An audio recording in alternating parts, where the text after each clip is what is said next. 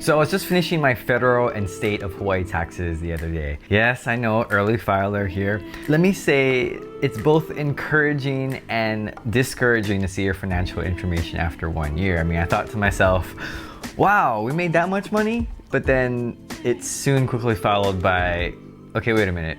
How much did the government take?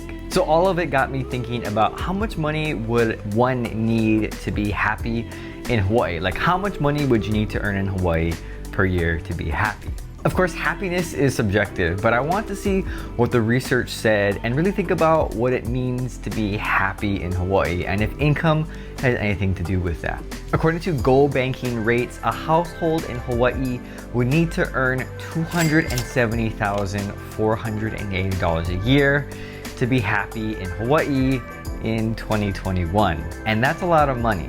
Of course, it's the highest in the nation. The second highest is New York at about 163,000, and California was the third highest with 149,000. And if you're doing the math, that's a $44,000 and $58,000 difference respectively. In looking at that number, it does seem a little bit high for Hawaii, especially when you consider that the average household income in Hawaii is $99,765 and the median household income is $78,084. And so if I'm doing the math correctly, that means that your average family in Hawaii is halfway to happiness.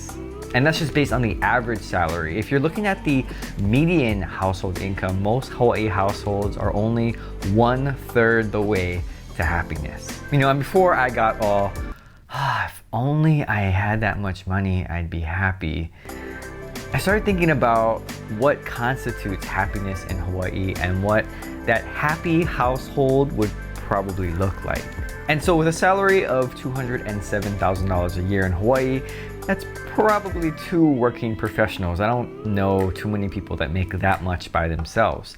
I'm thinking maybe 2 white collar workers, like people in the medical profession, attorneys, electricians, higher end union jobs, upper management, things like that. And when you think about it that way, it's actually pretty attainable. I mean, you become a working professional, you marry someone who is also a working professional, and there you go. But then I think about all of the overhead or the extra costs that that particular family would probably have.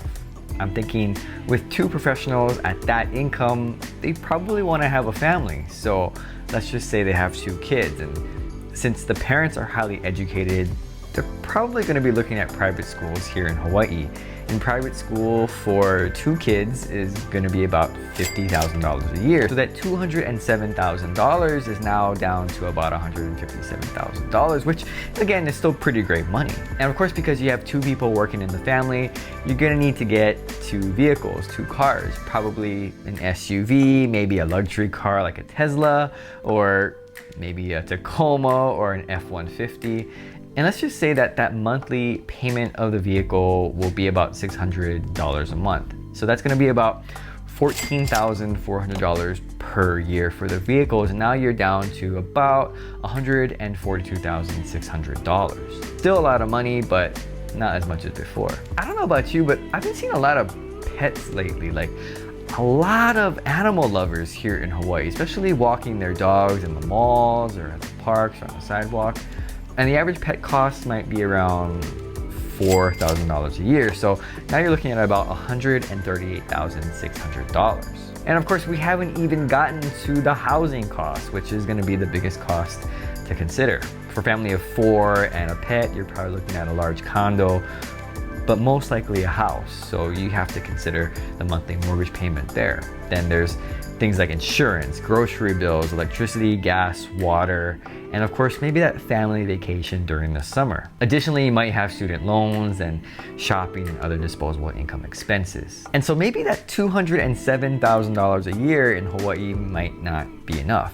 Of course, this is all just speculative, and there are many households that make it perfectly fine that are well above and below $200,000 per year for their income.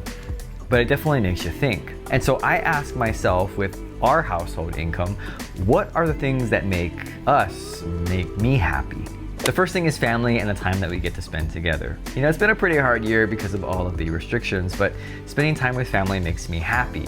For some, spending too much time with family due to the restrictions in 2020 might have led to unhappiness, but family time is important. Most people in Hawaii are busy. They're busy working during the week, and the weekends are just there to catch up on chores and to run errands. But those times when we can get together with family and just hang out are so precious. I don't know the sacrifices in family time that go along with making $200,000 as a household income. I can imagine that it would be challenging. Balancing work and family life is always a challenge at any income level, but to me, with a higher salary comes more work obligations and responsibilities, which often means less family time. And for my situation, I think I found a pretty good work-family life balance, and it's never truly balanced at all times, but I think the compromises that I make during certain times are worth it.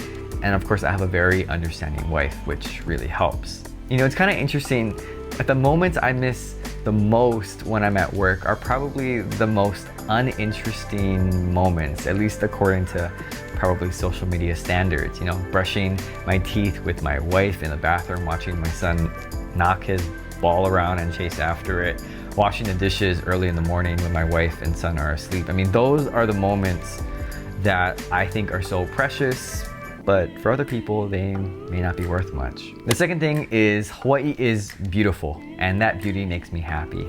I have to remember to enjoy what makes Hawaii so beautiful. I mean, I think we often take it for granted with the busyness of life, especially if you grew up here, it's just always there. I think part of it may be I'm living in downtown, and there's often stretches of weeks and even months where I never actually leave town to enjoy the other parts of the island of Oahu. And after spending too much time in town, I forget that Hawaii is more than just concrete buildings and cars. Some of the views in Hawaii are amazing, and while I enjoy the sound of the ocean and the sunrise, I really enjoy the greenery and mountains when I go hiking. I grew up on the windward side of Oahu with the Ko'olau Mountains, which are super green, and it's so beautiful. You often see waterfalls, and they're kind of carved right into the side of the mountain, and it's so quiet and serene. And so this is one of the things I'm actually working on in 2021, to get outside more, because there's something special about being outside in Hawaii. I mean, you get to hear all the birds and you feel the wind.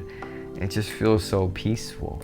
And the third thing that makes me happy is sharing Hawaii through my YouTube channel. I really started this YouTube channel as a personal project and a challenge to see if I could just make videos about Hawaii.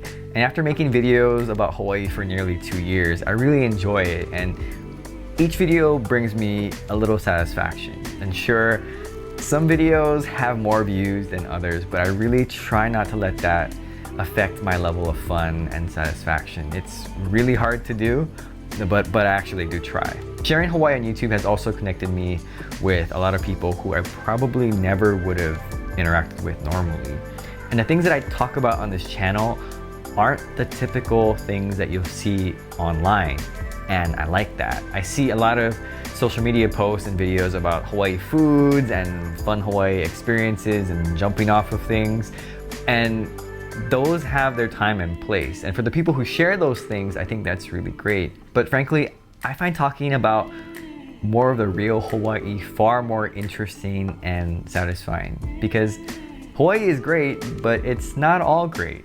You know, it's a really complex place to live in, and there's a lot of things going on in the background that you may not realize until you've actually lived here for a while. There are parts of it that are amazing and unique and special, but there's also aspects of living in Hawaii that are challenging, especially for long-term residents. So I figure let's talk about it, because it's there and it's real. So yeah, I'm happy in Hawaii, and sure, it would be great to earn $200,000 a year. I mean, the financial power that would provide is something that I can't even imagine at this point in my career.